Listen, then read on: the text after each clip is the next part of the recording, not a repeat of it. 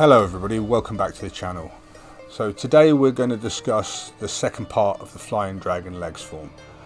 This part of the form discusses sweeps and ground fighting, takedowns, some grappling moves on the ground, and all aspects of ground fighting regarding rolling, movement, control of the pelvis. So this part of the form starts from the end of the kicking chain. You do your slashing kick over and land with your leg extended. You push it out and you drop. As you drop your shoulder, you draw your leg back and you swing your other leg round, a big arc, scissoring the opponent's knee between your heel and your shin, performing a leg scissor takedown. You then draw your leg back, raise up to your knee and post up into a standing position, raising your arms, striking your opponent's head, grasping their arm and throwing yourself sideways, dragging your leg across their leg whilst hooking their ankle with your other leg and taking them down to the ground with another leg scissor type movement. This is followed by a pat of the ground, a sideways jump onto your hip on your side with a thrusting side kick. This can be used if an opponent is approaching you. If you've taken somebody down and their friend is coming, you can post to the other side and side kick them in their knee or stomach, preventing their forward progress, allowing you time to raise to deal with them or to continue sliding along the ground with sweeping and kicking movements. So this also teaches some pelvis control, smooth striking on the ground to shift your body, gives you some control over where you are on the ground. So we thrust with a side kick. We draw this side kick down and use this as a lever to sit up and come up the center. If there's an opponent coming towards us, we come up the center and grab their arms. We roll back, thrusting their pelvis, pushing their legs back, causing them to fold downward. We then bring our leg round and attack the side of one of their arms, trying to trigger their elbow, trying to hyperextend it, do damage. The weight of our leg should be able to come across their arm and cause a hyperextension, possibly a break. So come down, destabilize your opponent, come across with your leg. We then put our arm down and thrust a kick underneath, turning our body, and thrust a barring kick forward, again destabilizing somebody incoming, turning our body, getting used to turning our pelvis, controlling our body as we turn, and then we spin right over, dragging our heel right round in a large circle. This can be used if we've grasped our opponent's arm, kick their knee, and then we spin, striking the back of their head. We then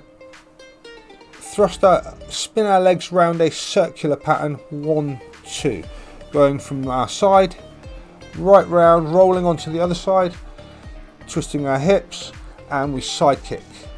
We draw the leg back, we circle round, and we side kick on the other side. These circling movements are posting the hips to the side, getting us used to this movement. If somebody's in a side mounted position trying to get on top of us, post our hips sideways and prevent them from getting into a mount. If we've fallen and we have somebody on top of us, we post our hips sideways, thrust our arm and get on top of them. So these controlling of the hips side to side is an important part of your ground fighting. And the turning of the feet can be used as a leg scissor. If you can get behind your opponent's heel with your bottom leg, across your opponent's hip with your top leg, as you turn the circle, it will turn your opponent over their center of balance, over their heels, and take them down to the ground. So this can be used if at any point you find your opponent, if you've gone to the ground and your opponent's standing between your legs, you can roll, scissor, take them down to the back and attack them with kicks with your heel. So these movements need to be trained, turning the hips and the feet, turning the hips and the feet. At the end of this movement, we find ourselves on our side. We roll onto our front and we push off our hands, coming up with a thrusting back kick of the heel against an opponent coming from behind us. We can thrust at their stomach or their groin, against their knee if we think we're accurate, and we can do a punching rear kick, turning as we put our foot down, grasping our opponent's arm, dragging it across our body and throwing our rear leg right round against their leg and taking them over with our body weight onto the floor. Another takedown. This form contains a lot of takedowns. So we take them to the floor, we come over, circling, practicing the circle of the hips and legs again, side kick, we come up, we kneel on our knee, so it will be our left knee in this instance, and we are aiming to kneel on the small bone of our opponent's ankle, above the ankle joint and below the calf where the bone thins. We're going to kneel on that. We're going to stamp on their shoulder with our foot. We're going to come up with a outward kick, place our foot and step around into our left stance, and this will allow us to begin the whole kicking chain again.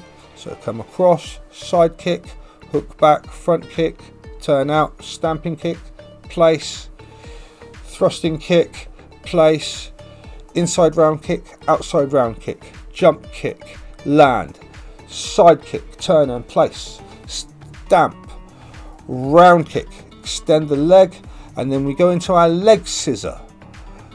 We come up, we drag across, we do a front leg scissor.